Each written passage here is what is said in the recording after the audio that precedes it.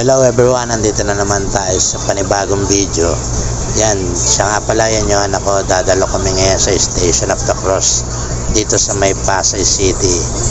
Yan, sa Our Lady of Paris Church dito. Yan.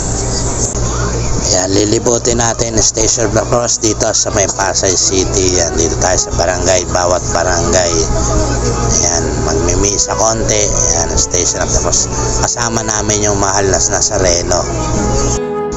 Siya nga pala yan yung mga kasama namin, mga kabataan. Yan, Station of the Cross dito sa may Pasay. Nakikisa sila sa atin. At yan, kasama rin natin yung mga kaparian ng Our Lady of Paris Church.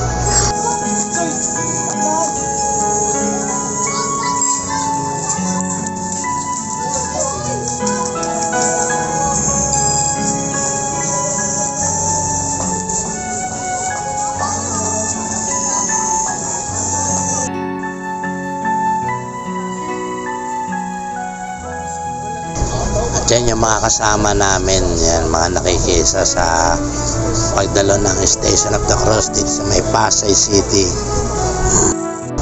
Yan, time tayo nagdarasal, humihingi ng kapatawaran kay Ama, nagpapasalamat sa blessing na natatanggap natin sa araw-araw.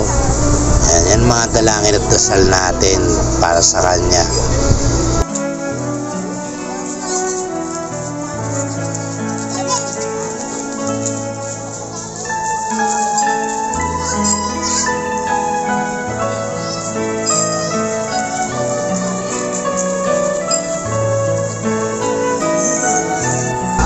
At yan, nakabalik na kami dito sa may simbahan ng Our Lady of Paris. Yan, babalik na namin yung mahal na po Nazareno. Yan, sa wakas natapos din ang Station of the Cross. Yan. Siya nga pala, sa Friday magkita-kita tayo sa Quiapo para magsama-sama, manalangin, humingi ng kapatawaran sa Kanya.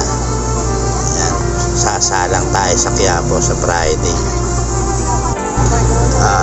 Humiling na mapaganda at mapabuti ang ating mga pamilya, yung mga mahal sa buhay. Yan ang mga dalangin natin sa mahal na po Nazareno.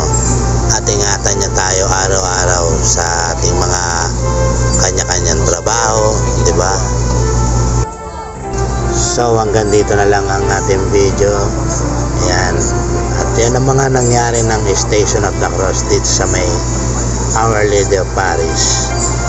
So God bless you all. Mag-ingat po tayong lahat at magkita-kita tayo sa Friday sa Quiapo. Yan. Maraming salamat sa inyo. God bless. Bye-bye.